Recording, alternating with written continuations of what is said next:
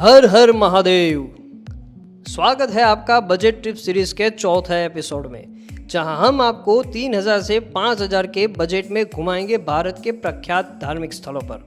तो चलिए चलते हैं द्वारका से सोमनाथ की यात्रा पर। इस वीडियो में हम आपको सोमनाथ में कहाँ रुके, कब कहाँ दर्शन खुले रहते हैं, कौन से स्थल पर आप घूमने जा सकते हैं, बजट कितना होगा, उसकी पूरी जानकारी देंगे। तो अब आप वेरावल पहुंचकर रिक्शा करके पहुंच जाइए सोमनाथ, जिसका किराया करीबन 100 रुपये तक का रहता है। सोमनाथ पहुंचकर मंदिर के नज़दीक में ही धर्मशाला में विश्राम कर लीजिए, जिसकी बुकिंग आप yatratham.org के माध्यम से कर सकते हैं, जिसकी लिंक डिस्क्रिप्शन में दे दी गई है। अब सुबह का नाश्ता करके करीबन 8 बजे निकल जाए दक्षिणी शैली में बना लक्ष्मी नारायण जी मंदिर, जो कि रास्ते में ही आता है।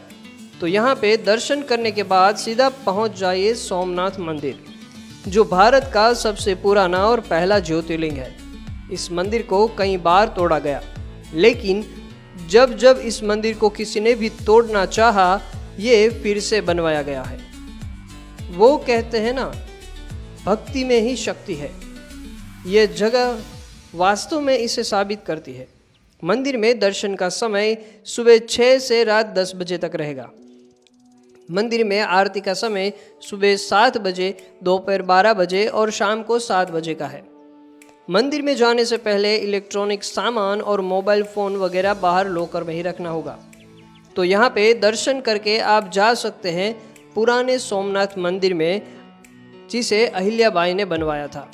तो मंदिर के पास में ही आप समुद्र के साथ घोड़े सवारी और ऊंट सवारी का भी आनंद ले सकते हैं, जिसका मूल्य 5 रुपये रहेगा। सोमनाथ धाम में एक बड़े से ऑडिटोरियम में हर रोज रात को 8 से 9 बजे तक लाइट एंड साउंड शो का आनंद लेते हुए आप सोमनाथ मंदिर का पूरा इतिहास भी जान सकते हैं। अब सोमनाथ के समुद्र का लुत्फ उठाने के बाद चले जाइए सोमनाथ के नज़दीकी स्थलों पर घूमने और दर्शन करने, जिसके लिए आपको यहाँ पर करीबन 400 रुपये में रिक्शा मिल जाएगी।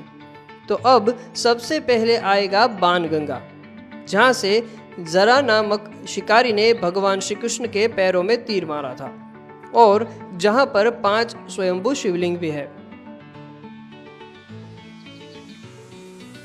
अब आप जाइए भालका तीर्थ के दर्शन करने, जहाँ भगवान श्री कृष्ण पीपल के पेड़ के नीचे सो रहे थे और उनके पैर पर जरा नामक शिकारी ने हिरन समझकर तीर चलाया था।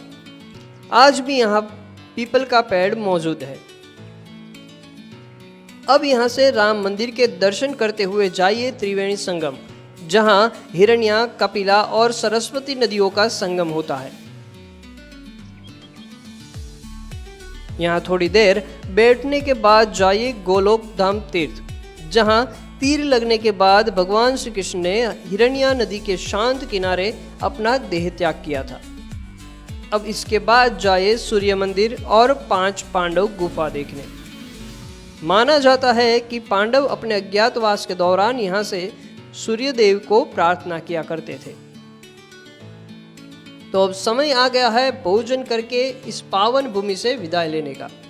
तो अब पहुंच जाइए वेरावल रेलवे स्टेशन की ओर, जहां से 9:50 वाली सोमनाथ एक्सप्रेस ट्रेन आपको अहमदाबाद ले जाएगी, और ये ट्रेन हफ्ते में रोज यहां से निकलती है, जो करीबन 7 घंटे और 20 मिनट के बाद आपको पहुंचा देगी अहमदाबाद के चांदलोडिया स्टेशन पर।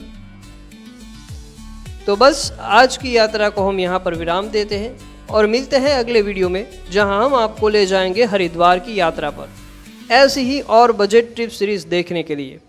और अगर आपने अभी तक यात्रा धाम के सोशल मीडिया प्लेटफॉर्म्स को फॉलो नहीं किया है तो कर लीजिए। धन्यवाद।